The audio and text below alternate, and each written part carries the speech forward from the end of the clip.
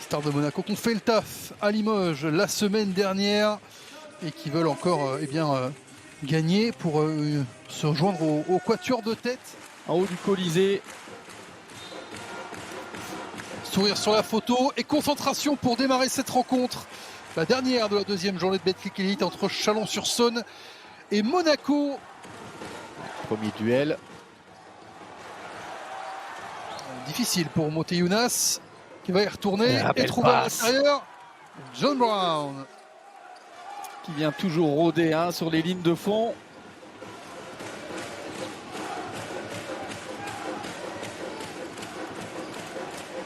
Un nouveau tir de loin. Et cette fois-ci, c'est bon pour Jermaine Love qui ouvre le compteur de Chalon. Il va rester 6 secondes, Fred, sur la possession. Ils vont devoir déclencher les Chalonnais. Bien trouvé, bien servi. Marcusson à l'intérieur, Mathias Marcusson qui écrase le ballon. Échec de Touboutis. Touboutis, il aime s'écarter à 3 points. On l'avait vu face à Nancy. Attention, le tir à 3 points de Diallo. Un deuxième. Easy.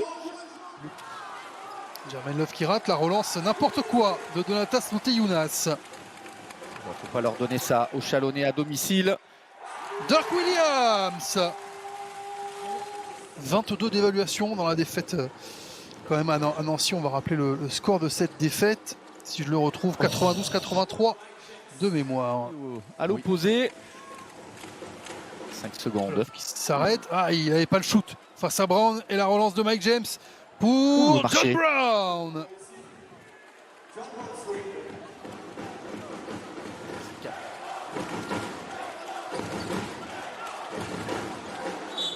Et Okobo. La spéciale. Oh, et accordé.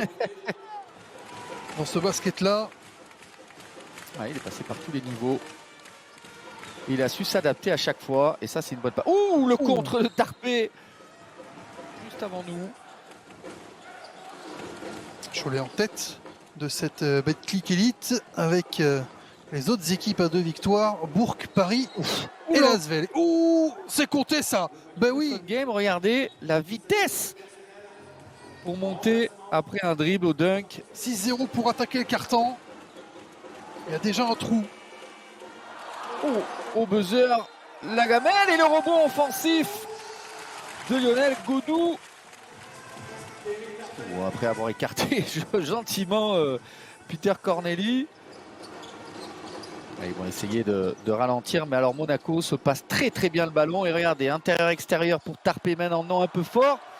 Et Peter Corneli qui domine.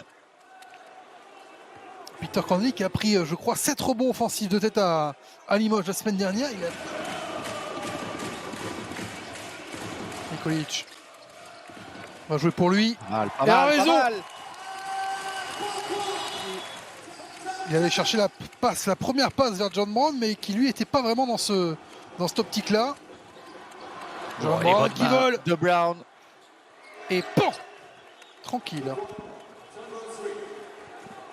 Il y a 2 petits points au compteur. On va régler ça le plus vite possible. Voilà, c'est fait. Ces passes à l'opposé comme ça à une main, dangereux. Et regardez comment ça se projette très vite du côté de Monaco en finition en bout de course.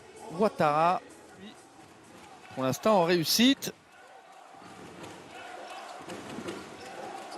Ils n'ont pas communiqué là. Nikolic dans le petit périmètre, c'est bien joué. Mike James qui a laissé tout le monde sur la ligne de lancer franc et qui lui s'est dit salut les gars, moi je vais au panier. Les Monégasques qui défendent et ils défendent fort. Et ça va leur permettre de voyager. Oui, ça c'est bien joué. Kenny Baptiste. Il s'est fait avoir. Il s'est fait avoir de Colo. Et la claquette dunk Okobo.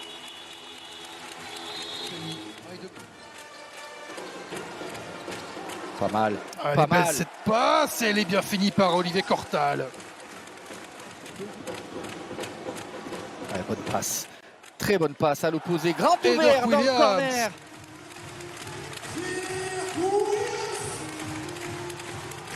Il était inquiet, Sacha Obradovic, sur notamment le pourcentage à 3 points de ses extérieurs de Chalon. Eh bien, il avait raison.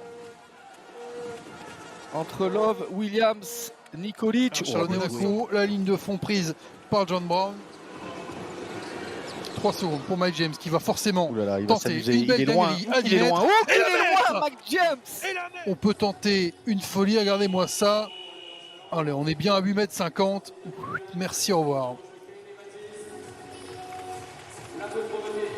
Cortal qui revient bien, mais pas suffisant pour le talent de Mike James, qui est tout simplement le meilleur marqueur du match avec ses 12 points. Là, il n'y a personne. Ouais, on va prendre un autre. Non, il va jouer pour lui. La passe dans le dos et dans le coin. Oh, et c'est dedans. Le deuxième sur la truffe d'Olivier.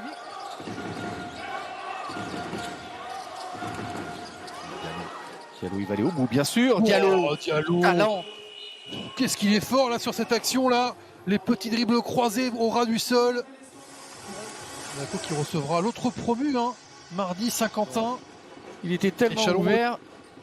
C'est quoi le défi pour Chalon? C'est de revenir sous les 20 points ou sous les 15 peut-être, Simon? Oh là, à ce stade-là, oui, c'est essayer de pas rentrer ou de pas terminer avec les valises chargées, voilà, à l'image exactement de Goudou.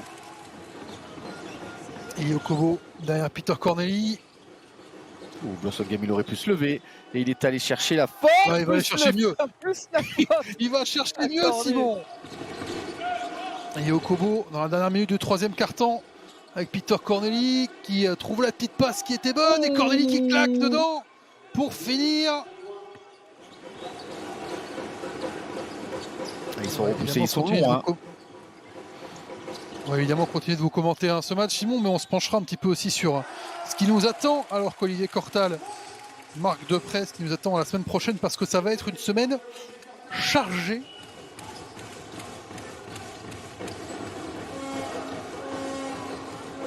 Oh, le reverse Kobo, magnifique. Les arabesques. Il se l'est amené sur sa main gauche. Et comme Brown avait...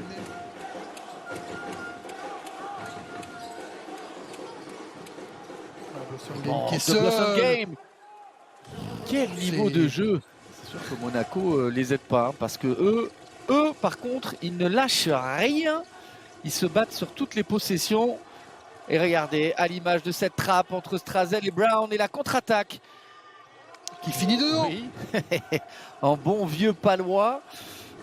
C'est ça. L'accueil réservé par les Limogeois à Monaco. En effet, Peter Corneli. Il voulait enchaîner. Il n'y aura pas de 3 sur 3 pour Peter Corneli. Il va se faire attraper par Corneli. Il est venu chercher la vengeance en défense, Peter Corneli. Avec ses 2 victoires en 2 matchs. Monaco, Bourg, Paris, Lasvel, Monaco et Cholet donc qui vont être en tête après 2 journées. Il va en rester 36 à l'arrivée avec ce dernier panier inscrit. 68 pour Chalon-sur-Saône, 104 pour Monaco.